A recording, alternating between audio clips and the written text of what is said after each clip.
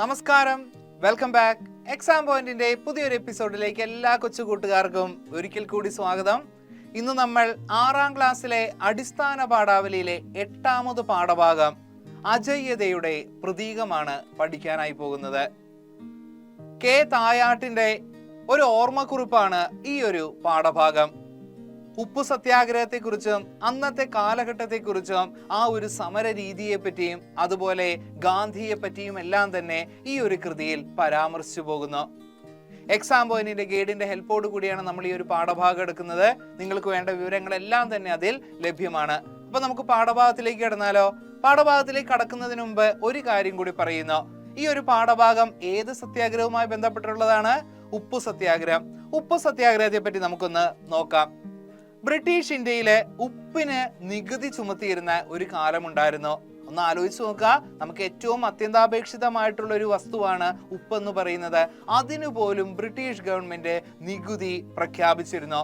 അതിൽ പ്രതിഷേധിച്ചുകൊണ്ട് 1930 മാർച്ച് 12 മഹാത്മാഗാന്ധിയുടെ നേതൃത്വത്തിൽ ആരംഭിച്ച ഒരു അഹിംസാ സത്യാഗ്രഹമാണ് ഉപ്പു സത്യാഗ്രഹം. മഹാത്മാഗാന്ധിയുടെ നേതൃത്വത്തിൽ ദണ്ഡിയിലേക്ക് നടത്തിയ യാത്രയോടുകൂടിയാണ് ഇത് ആരംഭിച്ചത്. കേരളത്തിലും ഇതിന്റെ അലയൊലികൾ ഉണ്ടായിരുന്നു. പ്രിയ എഴുത്തുകാരനായിട്ടുള്ള വൈക്കം മുഹമ്മദ് ബഷീർ എല്ലാം തന്നെ ഈ ഒരു ഉപ്പു സത്യാഗ്രഹത്തിൽ പങ്കെടുക്കാൻ ശ്രമിക്കുകയും ജയിലിൽ അകപ്പെടുകയും ചെയ്തിട്ടുണ്ട്.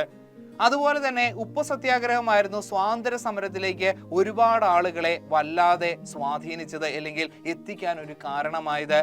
ഉപ്പു സത്യാഗ്രഹത്തിന് 80,000-ഓളം ആളുകളെയാണ് ബ്രിട്ടീഷ് ഗവൺമെന്റ് ജയിലിൽ അടച്ചത്. ഒരുപാട് പേർക്ക് ജീവൻ നഷ്ടപ്പെടുകയും ഒരുപാട് പേർക്ക് രക്തം പലപ്പോഴും മണ്ണിൽ ഒഴുക്കേണ്ടതായി വന്നിട്ടുണ്ട്. ആ ഒരു ഓർമ്മക്കുറിപ്പുകളെ പറ്റിയിട്ടാണ് ഈ ഒരു പാഠഭാഗം. ഉപ്പു സത്യാഗ്രഹത്തിന്റെ കൂടുതൽ വിശദാംശങ്ങളൊക്കെ നിങ്ങളൊന്ന് പഠിക്കേണ്ടതുണ്ട്. നമ്മൾ സ്വാതന്ത്ര്യത്തിനു വേണ്ടി ഒരുപാട് പേര് ജീവൻ ബലി കഴിച്ചിട്ടുണ്ട്.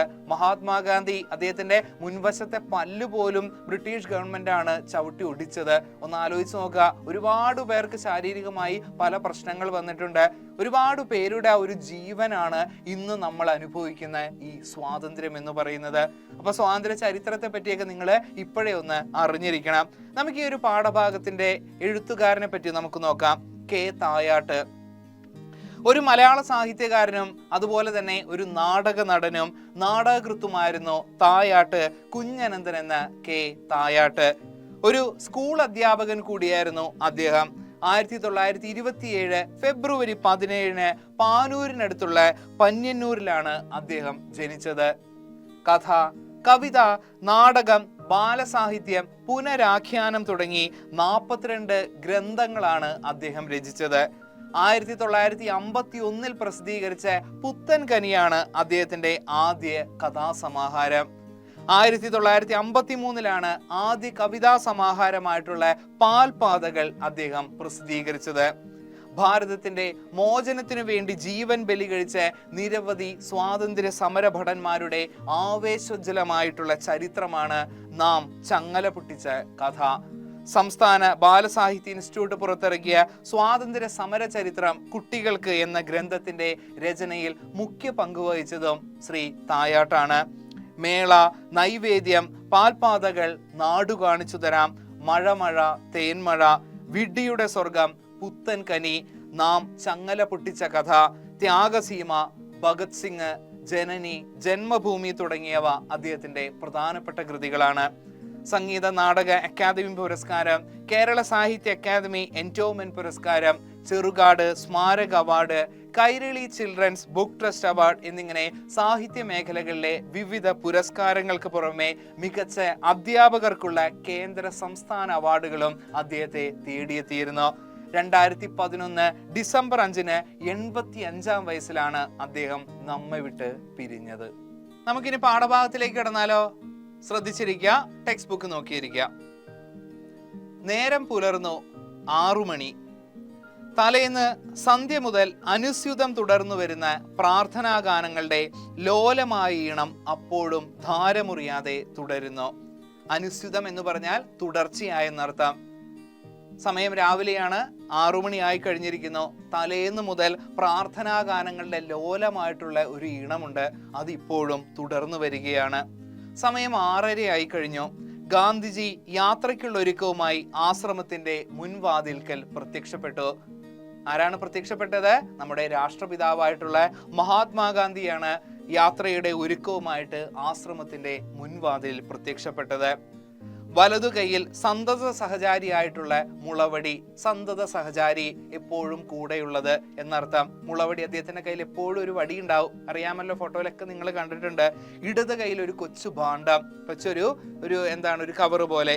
ഉടുവസ്ത്രവുമായി സുപരിചിതമായ ഒറ്റമുണ്ട്, ചുണ്ടിൽ നനുത്ത പുഞ്ചിരി, കണ്ണുകളിൽ ദൃഢനിശ്ചയത്തിന്റെ ജ്വലനം. അദ്ദേഹത്തിന്റെ ആ ഒരു രൂപവും സ്വഭാവവും ഒക്കെയാണ് ഇവിടെ വർണ്ണിച്ചിരിക്കുന്നത്. എന്തൊക്കെയാണുള്ളത്? വലതു കൈയിൽ എപ്പോഴും കൂടെയുള്ള മുളവടി, ഇടത് കൈയിലാണെങ്കിൽ ഒരു ഭാണ്ഡം. ഉടുവസ്ത്രം അറിയാം നമുക്ക്, ഒറ്റമുണ്ടാണ്, ചർക്കയിൽ നൂൽ കൊണ്ടുള്ള ആ ഒരു വസ്ത്രം, അതുപോലെ ഖദർ വസ്ത്രം. അതുപോലെ ചുണ്ടിൽ എപ്പോഴും കാണപ്പെടുന്ന ആ ഒരു നനുത്ത പുഞ്ചിരി, കണ്ണുകളിലാണെങ്കിൽ ദൃഢനിശ്ചയത്തിന്റെ ഒരു ജ്വലനം തന്നെ നമുക്ക് കാണാൻ കഴിയും. കൂടി നിന്നവർ ജയാരവം മുഴക്കി, മഹാത്മാഗാന്ധിക്ക് ജയ്. ഗാന്ധിജി പുഞ്ചിരിച്ചുകൊണ്ട് തന്നെ അവരോട് ശാന്തരായിരിക്കാൻ ആംഗ്യം കാട്ടി. വീണ്ടും ആശ്രമ പരിസരത്തിൽ നിശബ്ദത കളിയാടി. ഗാന്ധി പുറത്തേക്ക് ഇറങ്ങിയ സമയത്ത് എല്ലാവരും നല്ല കരഘോഷമായിരുന്നു, ജയാരവമായിരുന്നു. മഹാത്മാഗാന്ധിക്ക് ജയ് എന്ന് പറഞ്ഞുകൊണ്ട് ഗാന്ധിജി എല്ലാവരോടും പുഞ്ചിരിച്ചുകൊണ്ട് ശാന്തരായിരിക്കാൻ പറഞ്ഞു. ഗാന്ധിജി പോന്നതിന് ശേഷം അവിടെ വീണ്ടും വല്ലാത്ത നിശബ്ദത.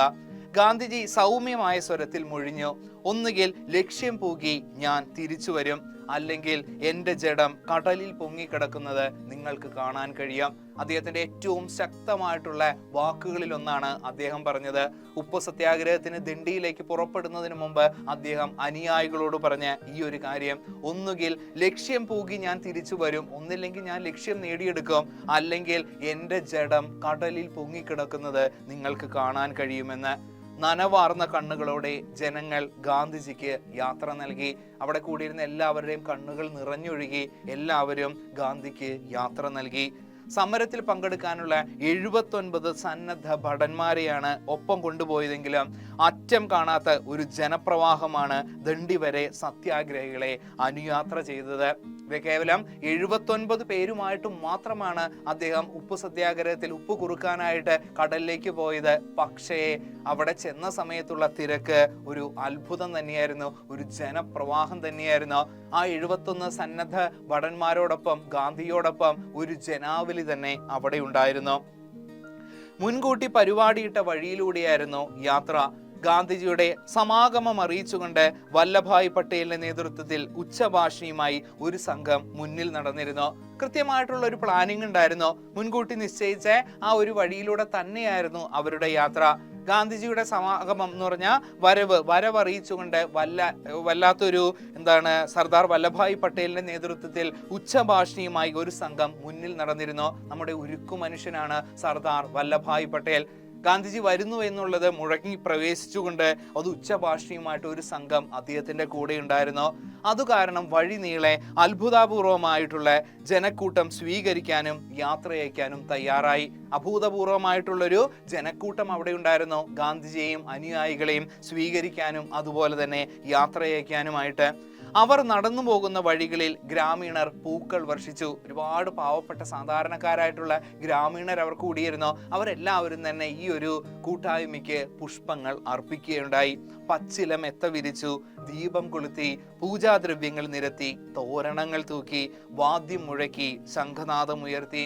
എല്ലാ രീതിയിലും തന്നെ ഭാരതീയർ ഒന്നടങ്കം തന്നെ ഇതിന് സപ്പോർട്ട് ഉണ്ടായിരുന്നു. നല്ല ഐക്യത്തോടു കൂടിയാണ് എല്ലാവരും പ്രവർത്തിച്ചിരുന്നത് എന്നുള്ളതാണ് അർത്ഥം. ഗാന്ധി പോണ വഴി തന്നെ വല്ലാത്ത സ്വീകരണങ്ങൾ തന്നെയാണ് പാവപ്പെട്ട ഗ്രാമീണർ നൽകിയത്. ഇന്ത്യയിലെ വിവിധ സംസ്ഥാനങ്ങളിൽ നിന്ന് തിരഞ്ഞെടുക്കപ്പെട്ടവരായിരുന്നു സത്യാഗ്രഹികൾ. 79 പേരാണ്. അത് ഇന്ത്യയിലെ പല ഭാഗത്തു നിന്നുള്ള തിരഞ്ഞെടുക്കപ്പെട്ട സത്യാഗ്രഹികളായിരുന്നു. പല പ്രായത്തിലുള്ളവരായിരുന്നു. നിരക്ഷരരും വിദ്യാസമ്പന്നരും. നിരക്ഷരെന്ന് പറഞ്ഞാൽ വിദ്യാഭ്യാസം ഇല്ലാത്തവരും വിദ്യാഭ്യാസം ഉള്ളവരെല്ലാം തന്നെ ആ കൂട്ടത്തിലുണ്ടായിരുന്നു. നിർധനരും സമ്പന്നരും പാവപ്പെട്ടവരും പണക്കാരും ആ കൂട്ടത്തിലുണ്ടായിരുന്നു. ഹിന്ദുവും മുസ്ലിമും ക്രിസ്ത്യാനും സിഖനും മറ്റു മതസ്ഥരും പല നാനാജാതി മതസ്ഥരെല്ലാം തന്നെ ആ ഒരു യൂണിറ്റിയിൽ, ആ ഒരു കൂട്ടായ്മയിലുണ്ടായിരുന്നു. ഗാന്ധിജിയുടെ കുടുംബത്തിൽ നിന്ന് മകൻ മണിലാലും പൗത്രൻ കാന്തിലാലും ഏറ്റവും പ്രായം കൂടിയ സത്യാഗ്രഹി ഗാന്ധിജി തന്നെ. അന്ന് ഗാന്ധിയുടെ മകനും മകന്റെ മകനും എല്ലാം തന്നെ അവിടെ ഉണ്ടായിരുന്നു. പക്ഷെ ഏറ്റവും പ്രായം കൂടിയ സത്യാഗ്രഹി ആരായിരുന്നു? നമ്മുടെ സ്വന്തം മഹാത്മാഗാന്ധിയായിരുന്നു. 61 വയസ്സായിരുന്നു അന്ന് അദ്ദേഹത്തിന്റെ പ്രായം. 1869 ഗാന്ധി ജനിക്കുന്നത്, അല്ലെ? 1948 അദ്ദേഹം നമ്മോട് വിട്ടു പിരിയുന്നത്. വയസ്സ് കുറഞ്ഞ കാന്തിലാലിന് പ്രായം 18. ഏറ്റവും പ്രായം കൂടുതൽ ഗാന്ധിക്കും, പ്രായം കുറവാണെങ്കിൽ പൗത്രനായിട്ടുള്ള കാന്തിലാലാണ് വെറും 18 വയസ്സും മാത്രം പ്രായം. കാണാൻ ചെന്നവരിൽ പലർക്കും തിരക്ക് മൂലം വൃക്ഷക്കൊമ്പുകളിലും കെട്ടിടങ്ങളുടെ മട്ടുപ്പാവുകളിലും സ്ഥാനം തേടേണ്ടി വന്നു. ഗാന്ധിയെ കാണാനായിട്ട് ആ ഒരു കൂട്ടായ്മ ഒന്ന് നേരിട്ട് ദർശിക്കാൻ അത്ഭുതകരമായിട്ടുള്ള ഒരു സംഭവമാണ് അവിടെ നടക്കുന്നത്. അത് കാണാനായിട്ട് പലർക്കും തിരക്ക് കാരണം അടുത്ത് നിന്ന് കാണാൻ കഴിഞ്ഞില്ല. അതുകൊണ്ട് മരക്കൊമ്പുകളിലും അതുപോലെ തന്നെ കെട്ടിടങ്ങളുടെ ഏറ്റവും ഉയരെ എല്ലാം തന്നെ കയറി നിന്നുകൊണ്ട് അവർ ആ മനോഹരമായിട്ടുള്ള കാഴ്ച കാണുകയാണ്. 24 ദിവസത്തെ യാത്രയ്ക്ക് ശേഷം ഏപ്രിൽ 5 പ്രഭാതത്തിലാണ് ഗാന്ധിജിയും അനുയാത്രികരും ദണ്ഡിയിലെത്തിയത്. ഗുജറാത്തിലെ ഒരു പ്രദേശമാണ് കേട്ടോ ദണ്ഡി. 24 ദിവസമാണ് അവർ യാത്ര ചെയ്തത്. ഏപ്രിൽ 5 അവർ അങ്ങനെ ദണ്ഡിയിൽ എത്തിച്ചേർന്നു.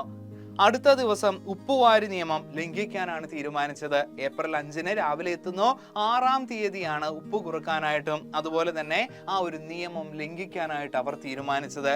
ഏപ്രിൽ 6 മുതൽ 13 വരെയുള്ള ദിവസങ്ങൾ അക്കാലത്ത് ദേശീയ ദുഃഖാചരണമായി ആചരിക്കാറുണ്ടായിരുന്നു. ജാലിയൻ വാലാബാഗിലെ ക്രൂരമായിട്ടുള്ള നരഹത്യയെ അനുസ്മരിച്ചുകൊണ്ട് നമ്മുടെ സമൂഹത്തിൽ ഉണ്ടായിരുന്നുള്ള, ഭാരതത്തിൽ ഉണ്ടായിട്ടുള്ള ഏറ്റവും വേദനിപ്പിക്കുന്ന ഒരു അനുഭവമാണ് ജാലിയൻ വാലാബാഗ് കൂട്ടക്കൊല. 6 മുതൽ 13 വരെ ഏപ്രിൽ മാസത്തില് വലിയ രീതിയിൽ ദുഃഖാചരണം ഉണ്ടായിരുന്നു. അത്രയും ക്രൂരമായിട്ടുള്ള നിലപാടായിരുന്നു അന്ന് ബ്രിട്ടീഷ് ഗവൺമെന്റ് സ്വീകരിച്ചത്. ഏപ്രിൽ 6 രാവിലെ 6 മണി ഉപ്പ് നിയമം ലംഘിക്കുന്ന 1-ാമത്തെ സത്യാഗ്രഹ ഭടൻ എന്ന നിലയിൽ ഗാന്ധിജി തീരം വിട്ട് കടലിലിറങ്ങി. അങ്ങനെ ആ ദിവസം വന്നെത്തി ഏപ്രിൽ 6-ാം തീയതി 6 മണിയായി കഴിഞ്ഞിരിക്കുന്നു രാവിലെ. ആദ്യം തന്നെ ഉപ്പ് നിയമം ലംഘിക്കാൻ ഏറ്റവും പ്രായം കൂടിയിട്ടുള്ള അല്ലെങ്കിൽ ആദ്യത്തെ സത്യാഗ്രഹ ഭടനായിട്ടുള്ള ഗാന്ധിജി കടലിലേക്ക് ഇറങ്ങുന്നു. 5000-ൽ പരം ആളുകളുടെ കണ്ഠങ്ങളിൽ നിന്നും ജയഘോഷം മുടങ്ങി. ആ സമയത്ത് 5000-ത്തോളം ആളുകളാണ് അവിടെ ഉണ്ടായിരുന്നത്. അവിടെ എല്ലാവരുടെയും തൊണ്ടയിൽ നിന്ന് കരഘോഷം ഇങ്ങനെ മുഴങ്ങി തുടങ്ങി. അരയോളം വെള്ളത്തിൽ തിരമാലകൾ മുറിച്ച് കടലിലേക്ക് നീങ്ങിച്ചെന്ന് ആ സത്യാഗ്രഹ ഭടൻ സമുദ്ര സ്നാനം ചെയ്ത് ദേഹശുദ്ധി വരുത്തി.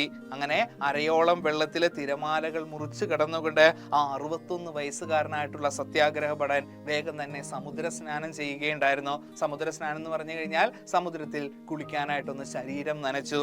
അദ്ദേഹം ആകെ ദേഹശുദ്ധി വരുത്തുന്നു. തുടർന്ന് കരയിലേക്ക് നടന്നു ചെന്ന് കടൽ തീരത്തിന് ലോലമായ ആവരണമായി നിലകൊള്ളുന്ന ഉപ്പുതരികൾ ഒരു പിടി വാരിയെടുത്തു. ശരീരം ശുദ്ധമാക്കിയതിനു ശേഷം അദ്ദേഹം കരയിലേക്ക് കടന്നു ചെന്നുകൊണ്ട് കടൽ തീരത്തിന് ലോലമായിട്ടുള്ള ആവരണമായിട്ട് നിലകൊള്ളുന്ന ഉപ്പുതരികൾ ഒരു പിടി വാരിയെടുക്കുകയാണ്. അപ്പോൾ മുദ്രാവാക്യം നിർത്തി ജനങ്ങൾ വീർപ്പടക്കി നിന്നു. ഉപ്പ് വാരിയെടുത്ത് വലതു കൈമുഷ്ടി ആകാശത്തേക്ക് ഉയർത്തിപ്പിടിച്ചുകൊണ്ട് ഗാന്ധിജി അപ്പോൾ ദൃഢസ്വരത്തിൽ പ്രഖ്യാപിച്ചു, അഹിംസാവ്രതക്കാരനായ സത്യാഗ്രഹിയുടെ മുഷ്ടിക്കുള്ളിലെ ഈ ഒരു പിടി ഉപ്പ് ശക്തിയുടെ പ്രതീകമാണ്. ഉപ്പ് പിടിച്ചിരിക്കുന്ന ഈ ഒരു മുഷ്ടി തകർത്തേക്കാം, എന്നിരുന്നാലും ഈ ഉപ്പ് ഞാൻ വിട്ടുകൊടുക്കുകയില്ല. ആലോചിച്ച് നോക്കണം അദ്ദേഹത്തിന്റെ ദൃഢനിശ്ചയം എന്താണ്, ചങ്കൂറ്റം എന്താണെന്ന്. ബ്രിട്ടീഷുകാർ അത്രയും ശക്തമായിട്ട് തന്നെയാണ് എപ്പോഴും പ്രതികരിക്കാറുള്ളത്.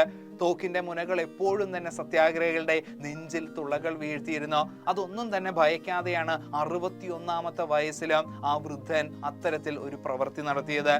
അദ്ദേഹം പറഞ്ഞ ഒരു കാര്യമുണ്ട്. ഉപ്പ് കയ്യിലെടുത്തുകൊണ്ട് തന്റെ മുഷ്ടി ഉയർത്തിപ്പിടിച്ചുകൊണ്ട് അദ്ദേഹം പറഞ്ഞ കാര്യമാണ്, അഹിംസാവ്രതക്കാരനായിട്ടുള്ള സത്യാഗ്രഹിയുടെ മുഷ്ടിക്കുള്ളിലെ ഈ ഒരു പിടി ഉപ്പ് ശക്തിയുടെ പ്രതീകമാണ്. അഹിംസ എന്ന് പറഞ്ഞു കഴിഞ്ഞാൽ ഹിംസയുടെ ഓപ്പോസിറ്റ് ആണ്. അഹിംസ എന്ന് പറഞ്ഞാൽ നോൺ വയലൻസ് ആണ്. എപ്പോഴും അദ്ദേഹം ഒരു സമാധാനത്തിന്റെ ഒരു പാതയിലാണ് സഞ്ചരിച്ചു കൊണ്ടിരുന്നത്. തൻ്റെ ഈ മുഷ്ടിക്കുള്ളിൽ ഉപ്പെന്ന് പറഞ്ഞാൽ ശക്തിയുടെ പ്രതീകമാണെന്നാണ് അദ്ദേഹം പറയുന്നത്. ഒരു പക്ഷേ നിങ്ങൾക്ക് എൻ്റെ ഈ മുഷ്ടി തകർത്തേക്കാം, എൻ്റെ കൈ തകർത്തേക്കാം, എൻ്റെ ജീവൻ നിങ്ങൾക്ക് നശിപ്പിച്ചേക്കാം, എന്നാൽ തന്നെയും ആ ഉപ്പ് ഞാൻ ഒരിക്കലും പിടിവിടില്ല എന്ന് അദ്ദേഹം പറയുന്നു. ഗാന്ധിജിയുടെ വാക്കുകൾ ഒന്നും തന്നെ പാഴ്വാക്കുകളായില്ല. കൈപ്പത്തിക്കുള്ളിലെ ഒരു പിടി ഉപ്പ് സംരക്ഷിക്കാൻ വേണ്ടി അഭിമാനിയായ ഇന്ത്യക്കാരൻ പോലീസിന് തച്ചു തകർക്കാൻ തലമുണ്ട നീട്ടിക്കൊടുത്തു. ഗാന്ധിജിയുടെ വാക്കൊന്നും തന്നെ പാഴായി പോയില്ല. അദ്ദേഹത്തിന്റെ ആ കൈപ്പിടിക്കുള്ളിലെ ഉപ്പെല്ലാം തന്നെ സംരക്ഷിക്കാൻ അഭിമാനിയായിട്ടുള്ള ഇന്ത്യക്കാരൻ എന്താണ് ചെയ്തത്? പോലീസിനെ തച്ചു തകർക്കാനായിട്ട് തന്റെ തല തന്നെ നീട്ടിവെച്ചു. ഒന്നാലോചിച്ച് നോക്കുക, ഭാരതത്തിന്റെ ഒരു അഭിമാനം സംരക്ഷിക്കാൻ, ഗാന്ധിജിയുടെ വാക്ക് പാലിക്കാൻ, സമരം വിജയിപ്പിക്കാൻ വേണ്ടി സ്വന്തം ജീവൻ പോലും ബലി കഴിക്കാൻ അക്കൂട്ടത്തിൽ ആർക്കും യാതൊരു മടിയും ഉണ്ടായിരുന്നില്ല. പലരും വെടിവെക്കാനായിട്ട് തൻ്റെ സ്വന്തം വിരിമാറ് നെഞ്ച് തന്നെയാണ് കാട്ടിക്കൊടുത്തത്.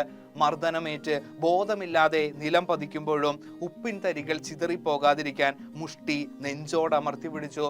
പലരും പോലീസുകാരുടെ ബൂട്ടിട്ട ചവിട്ടുകളുടെ സമയത്ത് പോലും കയ്യിൽ പിടിച്ച ആ ഒരു ഉപ്പ് തരികൾ ചേർത്ത് നെഞ്ചോട് തന്നെ അടക്കി പിടിച്ചിരുന്നു. സ്വാതന്ത്ര്യ സമരഭടന്റെ മുഷ്ടിക്കുള്ളിൽ ഉപ്പ് അജയ്യതയുടെ പ്രതീകമായിട്ട് മാറി. ഗാന്ധിയെ പോലെയുള്ള അല്ലെങ്കിൽ അത്തരത്തിൽ സ്വാതന്ത്ര്യ സമര സേനാനികളുടെ എല്ലാവരുടെയും മുഷ്ടിക്കുള്ളിലെ ആ ഒരു ഉപ്പ് അജയ്യതയുടെ പ്രതീകമായി എന്ന് പറഞ്ഞാൽ ആർക്കും തോൽപ്പിക്കാൻ പറ്റാത്തതിന്റെ ഒരു സിമ്പലായിട്ട്, ഒരു അടയാളമായിട്ട് മാറുകയുണ്ടായിരുന്നു. ഒരുപാട് പേര് ഉപദ്രവിച്ചെങ്കിൽ പോലും ആ സമയത്ത് അതൊന്നും തന്നെ വിട്ടുകൊടുക്കാൻ, തോൽക്കാനായിട്ട് ഗാന്ധിക്ക് തയ്യാറായിരുന്നില്ല. അദ്ദേഹത്തിന്റെ ആ ചങ്കൂറ്റം, ദൃഢനിശ്ചയം, അതുപോലെ തന്നെ എന്തും നേരിടാനുള്ള ആ ഒരു കരുത്ത്, അതൊക്കെ തന്നെയാണ് നമുക്ക് സ്വാതന്ത്ര്യം നേടിത്തന്നത്. ഒരുപാട് നമുക്ക് വേണ്ടി ജീവൻ ബലി കഴിച്ച രക്തസാക്ഷികളുണ്ട്. അവരെ ഒന്നും ഒരിക്കലും നമ്മൾ മറക്കരുത്. നമുക്കിപ്പോൾ ഈ ഒരു കിട്ടുന്ന സ്വാതന്ത്ര്യത്തിന്റെ വില പലപ്പോഴും നമ്മൾ മനസ്സിലാക്കുന്നില്ല. പക്ഷേ അതിനു വേണ്ടി ഒരുപാട് പേർ പരിശ്രമിച്ച ഒരു കാര്യം ഒരിക്കലും നമ്മൾ വിസ്മരിക്കാനായിട്ട് പാടില്ല. സ്വാതന്ത്ര്യം തന്നെ അമൃതം, സ്വാതന്ത്ര്യം തന്നെ ജീവിതം, പാരതന്ത്ര്യം മാനികൾക്ക് മൃതിയേക്കാൾ ഭയാനകമെന്നാണ് പറയുന്നത്. ഈ ഒരു അവസരത്തിൽ ഈ ഒരു പാഠഭാഗം പഠിക്കുന്ന സമയത്ത് നമുക്ക് ആ രക്തസാക്ഷികളെ, നമുക്ക് വേണ്ടി, സ്വാതന്ത്ര്യത്തിന് വേണ്ടി, ഭാരതത്തിന്റെ അഭിമാനം സംരക്ഷിക്കാനായിട്ട് പ്രവർത്തിച്ച ഓരോരുത്തരെയും നമുക്ക് സ്മരിച്ചെടുക്കാം. നമുക്കിനി പാഠഭാഗത്തിലെ ചോദ്യങ്ങളിലേക്ക് കടക്കാം. വിഗ്രഹിക്കുക എന്നുള്ള അറിയാം നിങ്ങൾക്ക്. വിഗ്രഹിക്കുന്നത് എങ്ങനെയാണെന്ന്. ജയഘോഷം, ഈസിയാണ്, ജയത്തിന്റെ ഘോഷം. സത്യാഗ്രഹം, സത്യത്തെ ഗ്രഹിക്കൽ. സത്യാഗ്രഹമാണ് അദ്ദേഹത്തിന്റെ പ്രധാനപ്പെട്ട സത്യാഗ്രഹ മാർഗം. എന്തായിരുന്നു? അഹിംസയായിരുന്നു ഗാന്ധിയുടേത്. രക്തസാക്ഷി ദിനം, രക്തസാക്ഷികളെ ഓർക്കുന്ന ദിനം. അവനവനു വേണ്ടിയല്ലാതെ അപരന് ചുടുരക്തമൂറ്റി കുലം വിട്ടുപോയവൻ രക്തസാക്ഷി എന്നാണ് കവിവാക്യം.